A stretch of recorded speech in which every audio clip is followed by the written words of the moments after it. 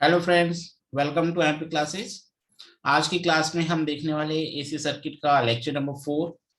इसमें हमारा टॉपिक है AC circuit containing RL load. Previous lectures में हमने देखा है कि एसी सर्किट जिसमें सिर्फ ओनली रेजिस्टेंस लगा हो, है ना, और एसी सर्किट जिसमें प्योरली इंडक्टर लगा हो, और ऐसा सर्किट जिसमें प्योरली कैपेसिटर लगा हो। तो इन तीनों तरह के सर्किट को हमने इंडिविजुअली स्टडी कर लिया है। अब हमें जो स्टडी करना है अभी, that is the AC circuit containing pure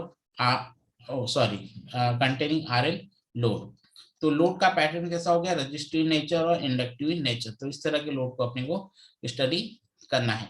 ठीक है, तो आते हैं इसमें हम नेक्स्ट कि क्या हो सकता है हमारा सर्किट। तो देखते हैं सबसे पहले कि यहाँ पे हमारा जो सर्किट डायग्राम है आपको दिखाई दे रहा है। Circuit diagram is very simple, है ना। जैसे अपने को पता है कि ये हमारा इनपुट है, this is our input voltage, और ये इनपुट हमारा कैसा है, एसी है, अल्टरनेटिंग करंट है ना, अल्टरनेटिंग सप्लाई है। और सीरीज में हमारे पास रजिस्टिव लोड आर और इंडक्टिव लोड लगा है। ये पूरा सर्किट हमारा कैसा है, सीरीज सर्किट है। सीरीज सर्किट होने से मतलब ये है कि इसमें सिर्फ एक जैसा करंट फ्लो होगा, तो इस करंट को हम आईटी नाम से देते हैं, और इसको हम अभी जनरली शॉर्ट फॉर्म में हम आई एस लिख रहे हैं। ठीक है, सीरीज करंट, सीरीज में करंट सेम होता है। तो यहाँ पे जो हमने इनपुट वोल्टेज अप्लाई किया है, इनपुट वोल्टेज क्या है हमारा, है ना, इंस्टेंटेनियस वोल्टेज जिसको कहते हैं V S equal to V M sine omega T. इसको अपन इक्वेशन नंबर 1 मान लेते हैं। ठीक है, ये वोल्टेज अपन ने यहाँ पे अप्लाई किया है। ये इनपुट वोल्टेज, इनपुट वोल्टेज इसका मतलब इसका नेचर हमें बहुत ही क्लियर है कि किस तरह का नेचर होगा। अल्टरनेटिंग नेचर है ना, इट्स वेरी सिंपल। तो अल्टरनेटिंग वेव कैसी होती है आपको पता ही है, इसमें बताने वाली कोई बात नहीं है। ये हमारा इनपुट वेव का वेव फॉर्म है। This is your 2 pi, this is pi and this is 0। और ये वाली इंस्टेंट जो है भाई, ये पाई/2 है, जिसमें हमारा मैक्सिमम वैल्यू आता है। और रेफरेंस एक्सिस हमारी ओमेगा टी है, this is the waveform voltage P. ठीक है, तो इस तरह की अपनी इनपुट वेवफॉर्म है। अब इससे हम क्या कहते हैं, द इनपुट वोल्टेज और alternating supply is connected to the RL load as shown in the figure. So it's very simple language. ठीक है, इसके बाद हम नेक्स्ट वेवफॉर्म को देखते हैं कि यदि हमने इनपुट वोल्टेज यहाँ पे ये दिया है, राइट, तो ये किस तरह हमारी जो वेवफॉर्म किस तरह ड्रॉ होगी, जो वेवफॉर्म हमने यहाँ पे बनाई है। ठीक है, जब जैसा अब हमें क्या पता है इंडिविजुअली, जैसे हमने इंडिविजुअल सर्किट को स्टडी किया है। इंडिविजुअल सर्किट स्टडी में हमने क्या किया है हुआ है कि हमारे पास जो सर्किट है, that is the circuit is basically R L, और ये इनपुट वोल्टेज अल्टरनेटिंग, ये हमारा एक्चुअल सर्किट है जिसको हमको स्टडी करना है। अब हमने इंडिविजुअल नेचर देखा है, कैसा इंडिविजुअल, जब सर्किट में प्योर आर लगा है, सर्किट प्योर रजिस्टिव नेचर है, और इनपुट वोल्टेज वी एस है। इस केस में हमने फेजर डायग्राम ड्रॉ किया था। तो फेजर डायग्राम में हमने देखा था कि the voltage and the current both are in the same phase, है ना। इसको इसको अपन क्या कहते हैं, जब वोल्टेज और करंट दोनों की सेम डायरेक्शन होगी तो हम उसको क्या बोलेंगे, both are in same phase. इसी तरह हमने जब इंडक्टर के लिए स्टडी किया, तो इंडक्टर में हमने कैसा फेजर डायग्राम देखा, इंडक्टर के समय हमारा वोल्टेज इस तरह कनेक्टेड था इंडक्टर के अक्रॉस। इस केस में हमने जो फेजर डायग्राम स्टडी किया है, उसमें हमने देखा दिस इज द वोल्टेज। देखो यदि ये रजिस्टिव के लिए तो हम इसको वी आर लिख सकते हैं और इसको आई आर करंट लिख सकते हैं। ये इंडक्टिव लोड के लिए है तो हम इसको वी एल वोल्टेज और इसको आई एल करंट लिख सकते हैं। और इन दोनों के बीच में हमने जो फेज डिफरेंस देखा वो कितना है, 90 डिग्री।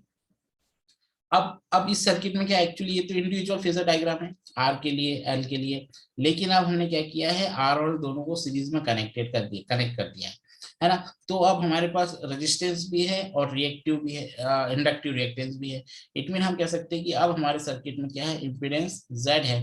तो अब इस समय क्या होगा कि एकदम 90 डिग्री ऑफ फेज डिस्प्लेसमेंट तो क्रिएट नहीं होगा, क्योंकि इसका हमें रिजल्टेंट ड्रॉ करना पड़ेगा। तो इसका जो रिजल्टेंट फेजर डायग्राम हम बनाएंगे वो हमारा कैसा बनेगा, the resultant phasor diagram will be drawn कैसा, जैसे सीरीज सर्किट है।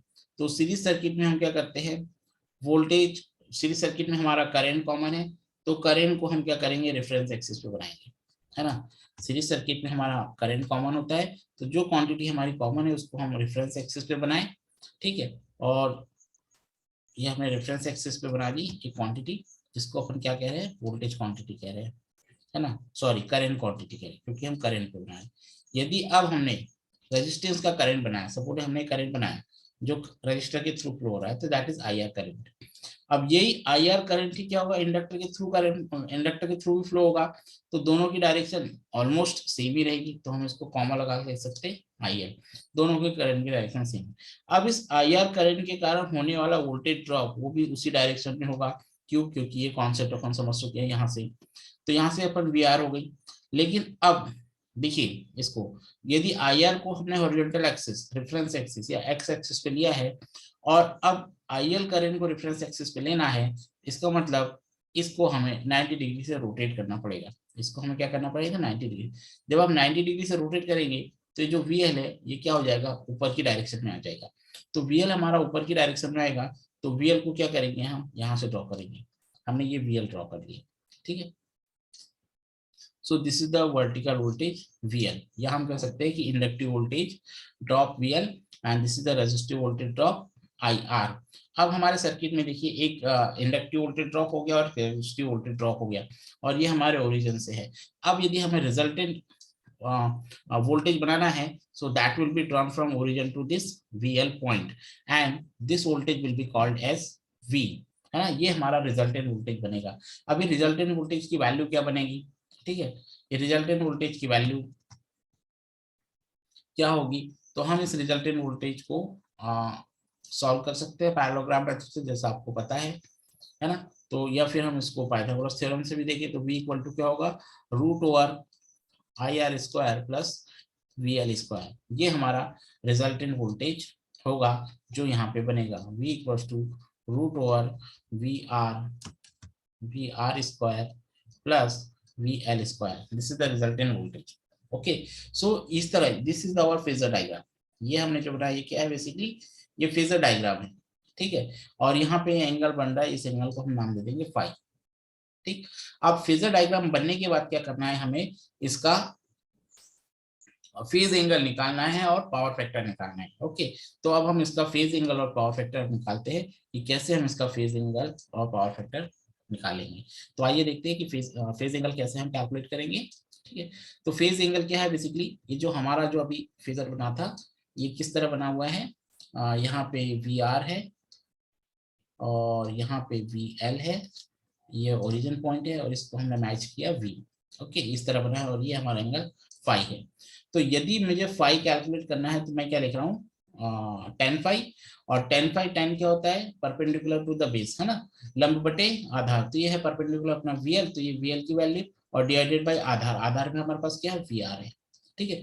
तो ये हो गया परपेंडिकुलर टू द बेस। अब VL को क्या लिख सकते हैं हम, है ना, VL is what, basically voltage drop across the inductive reactance, तो I इंटू XL, है ना। VR को क्या लिख सकते हैं हम, I into R। It's very simple, ये सारे बेसिक चीजें अपन पहले ही इसको समझ चुके हैं और आपको ये समझना भी चाहिए, ऐसी इसमें कुछ बहुत कठिन वाली कोई बात नहीं है इसमें। तो I into XL divided by R, अब आप I से I कैंसिल कर देंगे तो अपने पास क्या बचेगा, XL by R, so that can be written as phi equal to tan inverse XL by R। ये क्या हो गया, ये हो गया हमारा फेज एंगल। अभी पावर फैक्टर नहीं हुआ अभी, है ना, अभी क्या हुआ, फेज एंगल हुआ। इट मीन इस फाई की वैल्यू हुई, इस फाई की वैल्यू, ये जो एंगल बना था वोल्टेज के बीच में, रजिस्टिव वोल्टेज ड्रॉप, या फिर हम इसको एक्सटेंड करें तो बेसिकली ये वो फेज एंगल है बिटवीन द रजिस्टिव करंट और वोल्टेज, है ना। तो करंट और वोल्टेज के बीच का जो फेज एंगल है वो है फाई। अब इस फाई के बेस पे हम निकालते हैं पावर फैक्टर। पावर फैक्टर को हम सिंपली कॉस फाई कहते हैं। तो कॉस फाई इक्वल टू, अब जैसे कॉस है और कॉस थीटा है, तो कॉस थीटा क्या लिखते हैं आप, आधार बटे कर्ण, means base to the hypotenuse, तो VR बाई V लिखेंगे। तो यहाँ पे ये फॉर्मूला बनाए VR बाई V। VR क्या होते हैं, I इंटू R, और V इक्वल टू क्या हो जाएगा, I इंटू Z, है ना, V equal to I into Z। क्यों, इम्पीडेंस है सर्किट का, मैंने अभी बताया था सर्किट में R और L दोनों हो जाएंगे तो हमारे पास क्या बनेगा, इम्पीडेंस। तो ये हमने इम्पीडेंस बना दिया और I से हम कैंसिल आउट कर देंगे और यहाँ हो जाएगा cos phi equal to R by Z। cos phi equal to क्या हो जाएगा, R बाई Z। और ये वैसे भी स्टैंडर्ड है, हमेशा cos फाई की वैल्यू आपको R बाई Z ही मिलेगी किसी भी तरह के सर्किट को आप सॉल्व करेंगे तो ये हो जाएगा हमारा power factor for this circuit. इसके बाद अब हमें ये देखना है कि इसमें कैसे वेवफॉर्म ड्रॉ होगी, है ना। और क्या इम्पीडेंस बनेगा, तो इम्पीडेंस तो खैर हमने अभी देखा कि किस तरह इम्पीडेंस अपन इसको कैलकुलेट करेंगे। तो यदि इम्पीडेंस कैलकुलेट करने की बात है तो हमारे पास अप्लाइड वोल्टेज V और जो करंट जाएगा I वो हमारा नोन है, तो इसकी हेल्प से क्या करेंगे हम Z को कैलकुलेट कर सकते हैं। सो this is the resultant voltage V, जैसा अपने को यहाँ पे दिख रहा है ना। ये अपन ने क्या किया यहाँ पे रिजल्टेंट वोल्टेज V को बना दिया है, ठीक है। तो ये रिजल्टेंट वोल्टेज V हो गया अपना। और V को कैसे कैलकुलेट करें, वी आर का स्क्वायर प्लस वी एल का स्क्वायर। और वी आर इक्वल टू हमें बहुत अच्छे तरीके से पता है, resistive voltage of that can be written as I into R. और वी जेड हम लिख सकते हैं, सॉरी वी एल हम लिख सकते हैं। मैं बार बार लिख रहा हूँ इन चीजों को, बट ठीक है आपकी प्रैक्टिस भी हो जाएगी, आप ध्यान से सुनेंगे तो। आई इंटू एक्स एल ये हो गया। अब इसको आप वैल्यू को पुट कर दीजिए, तो आई स्क्वायर यहाँ पे भी है, आई स्क्वायर यहाँ पे भी है, तो टर्म बाहर आ जाएगी, है ना, स्क्वायर रूट से। और ये बच जाएगा R square plus XL square. तो जो एक्चुअली जेड है, so that is basically Z I into Z. तो यहाँ से जेड की वैल्यू हमारी क्या बन जाएगी, जेड की वैल्यू हमारी बन जाएगी R square plus XL square. This is called impedance of the circuit, है ना। जेड को क्या बोलते हैं अपन, इम्पिडेंस ऑफ द सर्किट। तो इसको हम लिख सकते हैं इम्पिडेंस, ठीक है। तो आरएल सर्किट में इम्पीडेंस की वैल्यू यहाँ से हम कैलकुलेट करेंगे, यूनिट इसकी होगी ओम। इसको हम ओम में मेजर करें, चाहे रिएक्टिव वोल्टेज ड्रॉप हो, चाहे रेजिस्टेंस हो, या इंडक्टिव रिएक्टेंस हो, या कैपेसिटिव रिएक्टेंस हो, सभी की यूनिट क्या है, ओम ही है। तो आई होप दैट ये बिल्कुल क्लियर होगा, इसमें बिल्कुल डाउट वाली कोई बात है ही नहीं, ठीक। अब हम देखते हैं कि इस सर्किट में पावर कैसे कैलकुलेट करेंगे। हमने रजिस्टिव सर्किट में भी पावर कैलकुलेट किया, हमने इंडक्टिव सर्किट में भी पावर कैलकुलेट किया, और हमने कैपेसिटिव सर्किट में भी पावर कैलकुलेट किया है। रजिस्टिव सर्किट में हमें जो पावर हमें मिली थी, बेसिकली हम क्या मिली थी, वी आई कॉस फाइव, है ना। इंडक्टिव सर्किट में जो हमें पावर मिली थी that is zero. Capacitive circuit में जो हमें पावर मिली थी that is zero. It mean हम कह रहे थे कि जो प्योर इंडक्टर है that does not consume any power, and the capacitor also does not consume any power. लेकिन यहाँ पे कॉम्बिनेशन कुछ और है, the circuit is R L series circuit. तो अब हमें इसमें क्या देखना है, जो पावर हम लिखते हैं बेसिकली वी इंटू आई लिखते हैं। तो V का इक्वेशन क्या है, V M sine omega T, हमें बहुत अच्छी तरह से पता है। और करंट I का एक्सप्रेशन इसमें क्या बनेगा, I am sine omega T minus five. ऐसे क्यों बना, क्योंकि इंडक्टिव नेचर है तो फाइव एंगल से लैग करेगा, है ना। इंडक्टिव नेचर है तो क्या होगा, फाइव एंगल से लैग करता है, ये आपको पहले से ही पता है। तो ये अपने लैग करें। अब हम क्या करेंगे, इसको सिंपली कैलकुलेट कर लेंगे। तो जो मैक्सिमम वैल्यूज है दैट इज ऑलवेज कांस्टेंट, तो कांस्टेंट टर्म को बाहर निकाल लिया, यहाँ 2 से हमने डिवाइड कर दिया और 2 से हमने मल्टीप्लाई कर दिया। बाकी टर्म क्या हो गई, sine omega t and sine omega T minus five. ये can be written is sine omega t and sine omega t, ऐसे हमने लिख लिया। अब इसमें हमने ट्रिग्नोमेट्रिक फार्मूला लगा दिया, 2 times of the sine A sine B करके, और 2 को हमने रूट टू लिख दिया, so that can be written as. इसको ऐसा लिखने से क्या बेनिफिट मिलता है, ऐसा लिखने से हमें ये बेनिफिट मिलता है कि ये आरएमएस वैल्यू में कन्वर्ट हो जाएगा। तो हम इसको आरएमएस वैल्यू में कन्वर्ट कर देंगे, और ये फार्मूला हो जाएगा cos phi minus cos two omega T minus five. ये आप ट्रिग्नोमेट्री से देख लेंगे, फार्मूला इट्स कॉमन है। इस तरह के cos थीटा साइन थीटा वाले, 2 साइन थीटा साइन 2 थीटा, इस तरह के फार्मूले आप थोड़े रिवाइज कर लीजिए। तो ये वैल्यू हो जाएगी एज इट इज। इसको हम मल्टीप्लाई कर देंगे तो एक एक पैरामीटर आ जाएगा cos फाइव के साथ, और एक आ जाएगा 2 ओमेगा टी माइनस फाइव के साथ। अब आप देखिए यहाँ पे cos फाइव है, और यहाँ पे cos two omega T minus phi है। इसका मतलब क्या है, ये जो फ्रीक्वेंसी है डबल फ्रीक्वेंसी हो रही है ना। ये जो फ्रीक्वेंसी है डबल फ्रीक्वेंसी टर्म है। यदि डबल फ्रीक्वेंसी टर्म बोलूं, या फिर मैं इसको कहूँ कि इवन फ्रीक्वेंसी है, 2 ओमेगा टी, 2 से मल्टीप्लाई है, 2 4 6 8। तो इस तरह की जो फ्रीक्वेंसीज होती है, जैसे कैसे मैं लिखूँ इसको, साइन 2 ओमेगा टी, या फिर मैं इसे लिखूँ साइन 4 ओमेगा टी। तो ये इवन टर्म्स है, इनकी वैल्यूज जीरो आती है ना। ये इवन टर्म्स है तो इनकी वैल्यू जीरो आती है। तो इसको हम इंडिविजुअली इस तरह लिख सकते हैं, power average of V M by root two, V M by root two into cos phi, minus average of V M by root two, V M by root two cos two omega T minus phi. इस तरह लिखने पर we can write this is the actual power और active power, है ना। और ये जो डबल फ्रीक्वेंसी टर्म है ये क्या होगी, हम इसको जीरो लिख सकते हैं। यदि आप डबल फ्रीक्वेंसी टर्म नहीं समझते तो आप ऐसा समझिए कि जो इवन फ्रीक्वेंसी टर्म है, 2 omega T, 4 omega T, 6 omega T, ऐसी टर्म्स क्या होती है, इनकी वैल्यूज एवरेज वैल्यू जीरो आती है। ठीक है। तो अब आप ये जीरो होगी तो हम इसको जीरो लिख सकते हैं, और हम इसको लिख देंगे Vm/√2। Vm/√2 की वैल्यू होती है RMS, तो this is the VRMS and this is the IRMS and this is the cos phi. Okay, और इसको हम RMS वैल्यूज को हम क्या कर सकते हैं, कैपिटल लेटर में लिख देते हैं। जैसे मान लीजिए मैंने आपको RMS ऐसे लिखा है, और इसके इक्वल टू मैंने कैपिटल B लिख दिया, और IRMS लिखा हुआ है और इसके इक्वल टू मैंने कैपिटल I लिख दिया। तो ये कैपिटल B और कैपिटल I डेफिनेटली क्या करते हैं, सिर्फ RMS वैल्यूज को रिप्रेजेंट करते हैं। So the power actually consumed in the RL circuit is VI cos phi, और पावर की यूनिट होती है वाट, इसको अपन वाट में देंगे। So this is the power calculation of the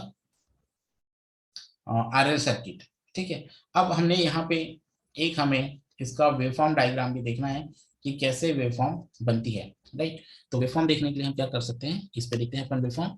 तो यहाँ पे वेवफॉर्म हमने बना के रखी है पहले से ही, ठीक है। This is RL circuit. हमने देखिए रेफरेंस एक्सिस लिया है, रेफरेंस एक्सिस पे हमारे पास हमेशा ओमेगा टी है, तो इस पे हमें वोल्टेज और करंट का जो भी अवयव मिलता है। तो हम इसको इंडिविजुअली देखो, मैं बता देता हूँ। ये बना है वोल्टेज का waveform, this is the voltage waveform. Voltage waveform क्या है, हमारी इनपुट क्वांटिटी है, जीरो से स्टार्ट होगी, यहाँ जीरो से, और 2 पाई तक चलेगी, दिस इज द इनपुट। अब हमें करंट ड्रॉ करना है। करंट क्या हो रहा है, वोल्टेज का एक्सप्रेशन देखिए, V इक्वल टू, मैं फिर से लिख रहा हूँ, Vm sign omega T, equation 1। उसके बाद जो करंट आ रहा है वो हम क्या लिख रहे हैं, Im sign omega T minus five, number 2। ये रिलेशन कहाँ से आया, क्योंकि हमने जो करंट ड्रॉ किया वो फाइव एंगल से लैग कर रहा है, इंडक्टिव है ना, RL सर्किट है, तो फाइव एंगल से लैग कर रहा है। ये फेजर डायग्राम से आएगा। कहाँ से आएगा, ये फेजर डायग्राम से। तो फेजर डायग्राम पे आप ध्यान देंगे तो समझ में आ जाएगा। अब इसके बाद हमारे पास जो नेक्स्ट वेव है वो करंट की वेव है। तो करंट की वेव यहाँ पर हमारे पास रेड कलर से बनी हुई है ये। तो अब हमने क्या माना कि यदि ये ओरिजिन है, this is the origin O zero, यहाँ से वोल्टेज स्टार्ट हुआ है, यहाँ से वोल्टेज स्टार्ट हुआ है ना। तो अपन इसके लिए सिमिलर कलर यूज करते हैं। यहाँ पे वोल्टेज स्टार्ट हुआ है तो ये जीरो है, this is starting with the voltage. अब हम क्या करना है, करंट बनाना है। तो करंट हमारे को क्या करना है, फाइव एंगल, हमने एक फाइव एंगल का डिफरेंस बनाया, जीरो से लेके इस इंस्टेंट तक हमने इस एंगल को बोल दिया फाइव, और इस फाइव एंगल पे हमने क्या किया, करंट को स्टार्ट किया इस तरह, ठीक है। ये करंट को हमने स्टार्ट किया। तो वोल्टेज और करंट है ना, तो पहले वोल्टेज स्टार्ट हुआ है और फिर फाइव एंगल के बाद में हमारा करंट स्टार्ट हुआ है। सो this is the difference between the phase difference between the voltage and current. ये दो वेव फॉर्म हो गई। इसके बाद जो थर्ड वेव फॉर्म है जो हमको यहाँ पे देखनी है ना, वो वेव फॉर्म क्या है, पावर की वेव फॉर्म। ये अब पावर की वेव फॉर्म में हम क्या देख रहे हैं, पावर की वेव फॉर्म का मैग्नीट्यूड भी ज्यादा है और फ्रीक्वेंसी ज्यादा है। मैग्नीट्यूड ज्यादा है और फ्रीक्वेंसी भी समथिंग डिफरेंट है, but frequency is also the same, है ना, फ्रीक्वेंसी भी सेम है।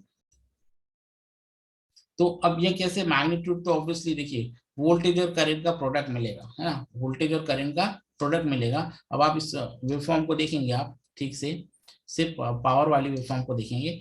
पावर वाली वेवफॉर्म यहाँ से स्टार्ट हुई है ना, और ये ऐसे चली है, ठीक है। अब ये वाली इंस्टेंट जो है, this instant and this instant, ठीक है। तो हम क्या देख रहे हैं, ये जो इंस्टेंट है, यहाँ पे देखिए वोल्टेज या current, this is the voltage and this is the current, दोनों में से कोई एक वैल्यू क्या है, जीरो है। तो यहाँ पे पावर क्या होगा, जीरो होगा, क्योंकि पावर का फॉर्मूला होता ही क्या है, V इंटू आई। तो एक जगह वोल्टेज जीरो है और एक या तो यहाँ पे वोल्टेज मैक्सिमम पर है और करंट जीरो पर है। मैक्सिमम तो नहीं बोल सकते but something value of the voltage, लेकिन करंट की वैल्यू जीरो है, तो ऑब्वियसली पावर क्या जाएगी, जीरो।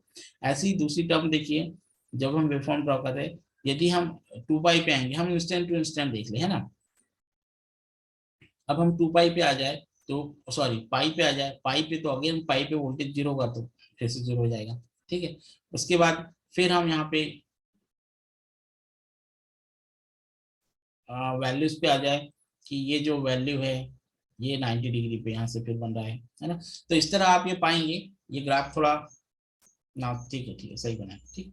तो हम क्या पा रहे हैं कि this is only the product of voltage और करंट, इसमें इतना सोचने की जरूरत नहीं है कि जो भी वैल्यू होगी वोल्टेज और करंट की, यदि हम इसको मल्टीप्लाई करेंगे तो ये पावर कर्व अपना ड्रॉ हो जाएगा। सो this is the power curve in the RL circuit. Okay, so I hope that आपको ये समझ में आया होगा। इसमें बिल्कुल भी कठिनाई कुछ भी नहीं है, इट्स वेरी सिंपल। और फिर भी आपको कुछ डाउट होता है तो आप प्लीज पूछिए, है ना।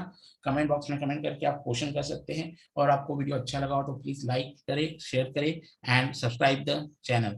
Thank you so much listening this lecture.